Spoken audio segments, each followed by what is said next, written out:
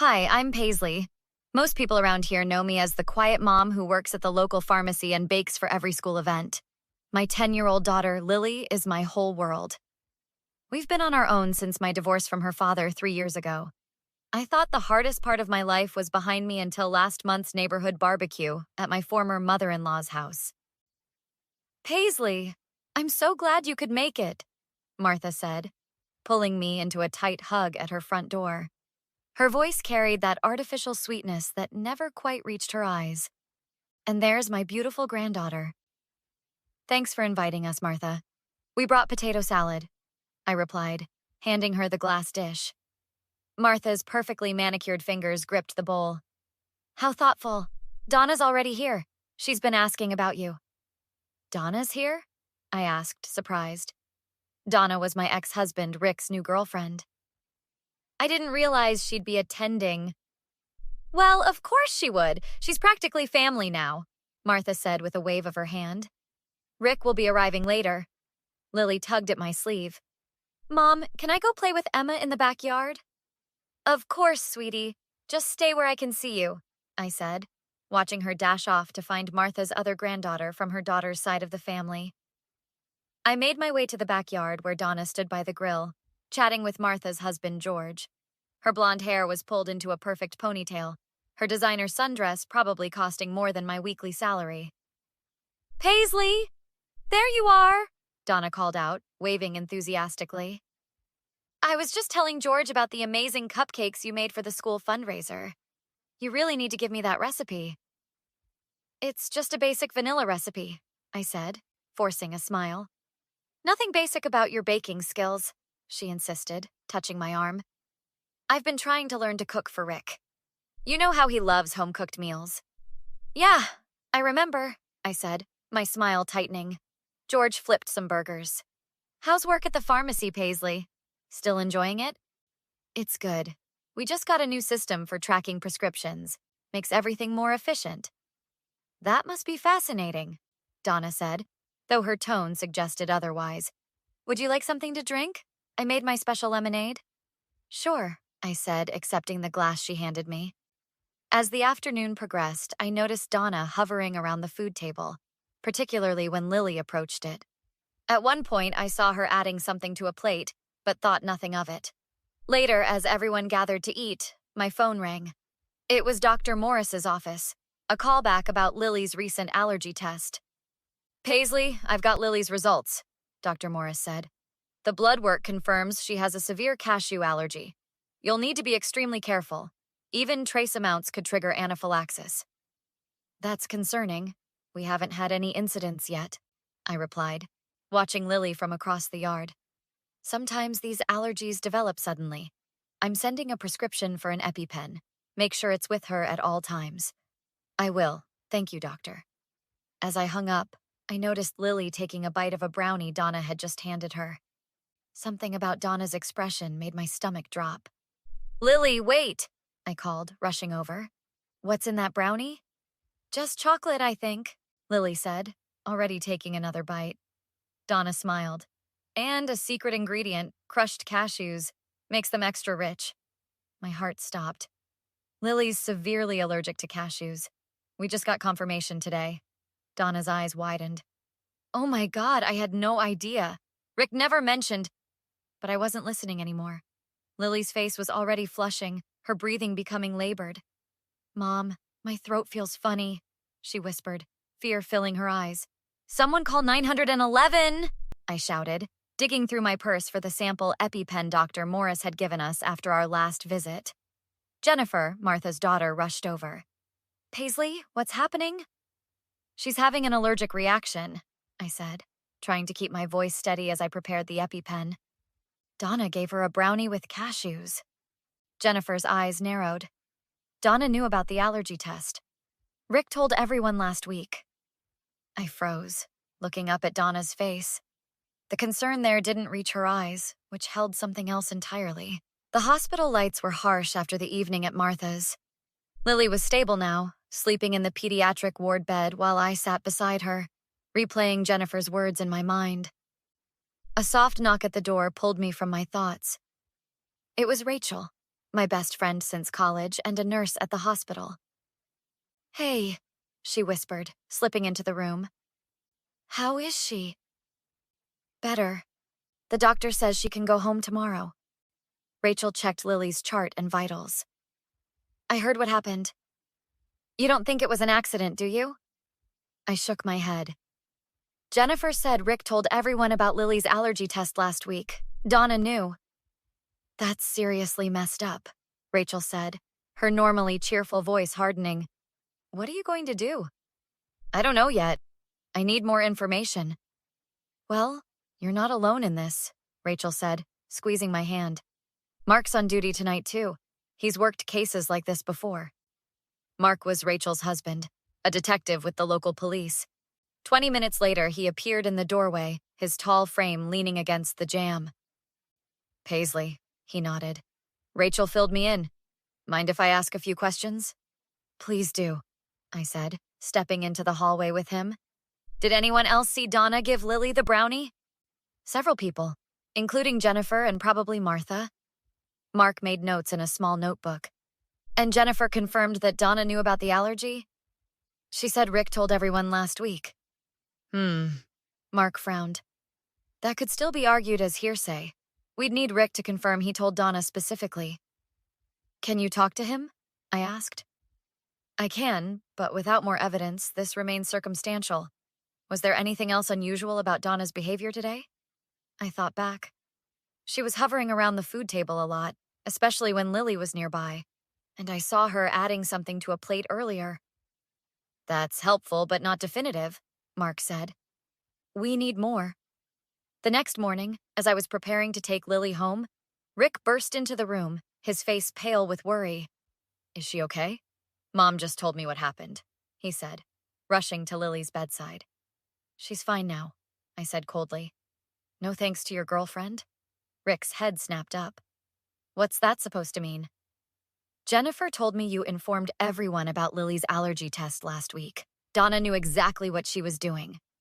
That's ridiculous, Rick scoffed, but uncertainty flickered in his eyes.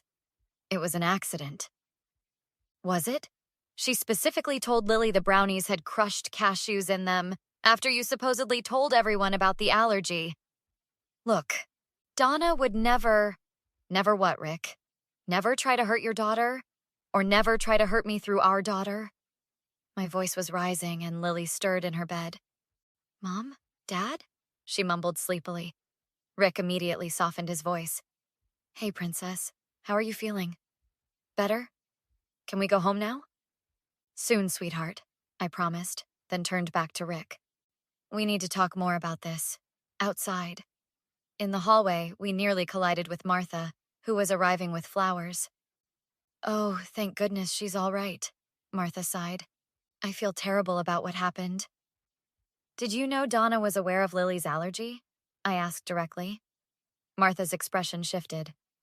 Well, yes, Rick mentioned it at dinner last Wednesday. We were all there, me, George, Donna. He specifically said you were waiting on test results, but the doctor suspected cashews. Rick paled. I might have mentioned something. You might have? I repeated incredulously. Your daughter could have died, Rick. Paisley, I'm sure it was just a terrible mistake, Martha began, but I cut her off. A mistake? Donna specifically told Lily there were crushed cashews in those brownies. Who does that to a child? Martha's defense wilted. I don't know what to say. Say you'll back me up when I report this, I demanded. Your granddaughter was poisoned in your home. Rick grabbed my arm. You can't be serious about reporting this. It would destroy Donna's reputation. I yanked my arm away. And what about Lily? What if I hadn't been there with the EpiPen? The look on Rick's face told me everything I needed to know. He was still choosing others over his own daughter. 3 days later, I sat in the police station with Detective Collins, a stern-faced woman with 20 years of experience handling family cases. So you believe Miss Winters intentionally gave your daughter food containing an allergen she knew about? Detective Collins clarified, typing notes. Yes, and I have witnesses who can confirm she knew about the allergy. Including your ex-mother-in-law? Yes. Martha was reluctant at first, but she's agreed to tell the truth. The door opened and Mark entered, nodding to Detective Collins. I've got the statement from Jennifer Hayes. She confirms that Donna was present when Rick discussed the allergy. What about the ex-husband? Collins asked. He's outside, not happy about being here, Mark replied. Let's bring him in. Rick entered, looking uncomfortable in his expensive suit. I still think this is completely unnecessary, Paisley. You're blowing things out of proportion. Your daughter ended up in the hospital, I reminded him. Please take a seat, Mr. Hayes, Collins instructed. We need your statement regarding what you told Miss Winters about your daughter's allergy. Rick sat reluctantly. Look, I might have mentioned something about Lily's allergy test, but I didn't emphasize how serious it was. Did you or did you not inform Donna Winters about the cashew allergy? Collins pressed. Rick sighed. Yes, I told her, but... And this conversation happened at your mother's house, with your mother and her husband present? Yes, but... That's all I needed to confirm, Collins said, making another note. My phone buzzed with a text from Rachel. Got the security footage from the hospital entrance. Donna visited yesterday when you went to get coffee. Coming now. Detective, I said, showing her the message. There's more evidence.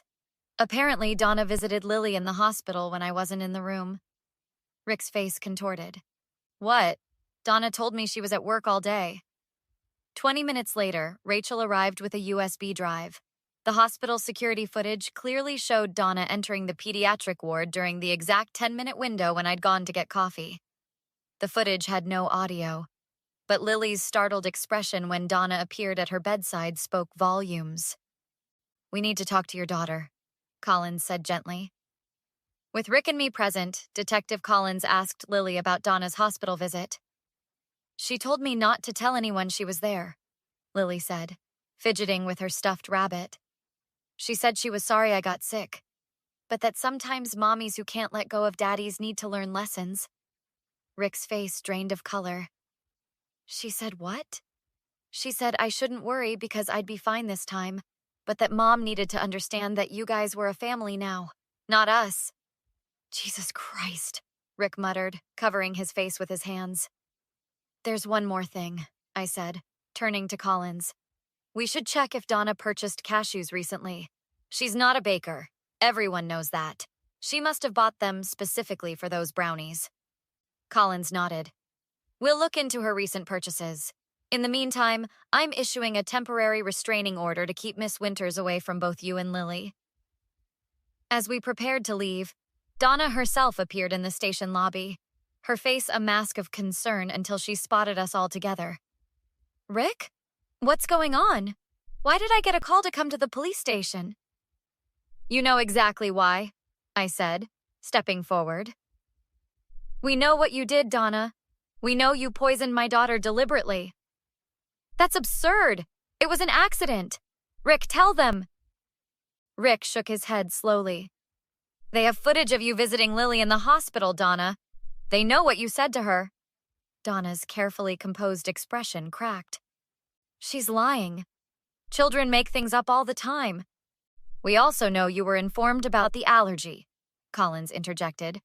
Multiple witnesses have confirmed this. This is ridiculous, Donna sputtered. Rick, are you really going to let your ex-wife destroy what we have over a misunderstanding? A misunderstanding that put my daughter in the hospital? Rick asked, his voice hollow. I was trying to help, Donna suddenly shouted. She needs to learn to be more careful about what she eats. And you! She turned to me, pointing a shaking finger.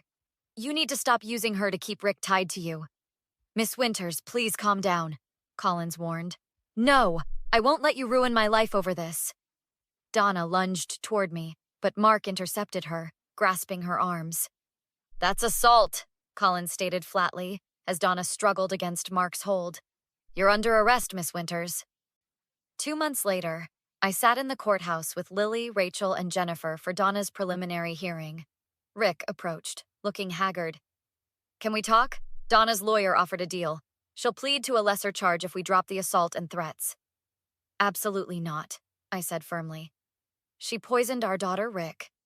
I know, but a trial will be messy. Lily might have to testify. So you want to let Donna off easy? Still protecting her? I'm trying to protect Lily. By teaching her people don't face consequences? Great lesson. Inside the courtroom, Martha testified that Donna had been explicitly told about Lily's allergy a week before the incident. When Donna took the stand, she claimed it was a regrettable mistake and that her hospital visit was misinterpreted by a frightened child. After the judge set a trial date, Donna approached me outside. "Paisley, please," she pleaded, voice low. "I made a mistake. This is destroying my life." "Good. Actions have consequences, Donna." "I'm sorry," she insisted, tears forming. "I'll get therapy. Stay away. Whatever you want." "What I want is for you to face justice for what you did." Rick joined us. "Paisley's right, Donna. This isn't going away." Donna's expression hardened. "After everything we had? You're choosing them?" "They're my family," Rick said simply. "I should have remembered that sooner." That evening, as Lily slept peacefully, Rachel and Jennifer joined me on the porch. "The prosecutor called," I told them. "With our evidence and Martha's testimony, they're confident Donna will be convicted." "Good," Jennifer said firmly. "No one messes with my niece." Rachel raised her glass. "To justice, and to moving forward." "Moving forward," I echoed. "That's what matters now." "What about Rick?" Jennifer asked cautiously. I shrugged. "Co-parenting will be easier now that he sees things clearly, but that's as far as it goes. I've learned a lot about standing up for myself and Lily." "You didn't seek revenge. You sought justice," Rachel observed. "There's a difference.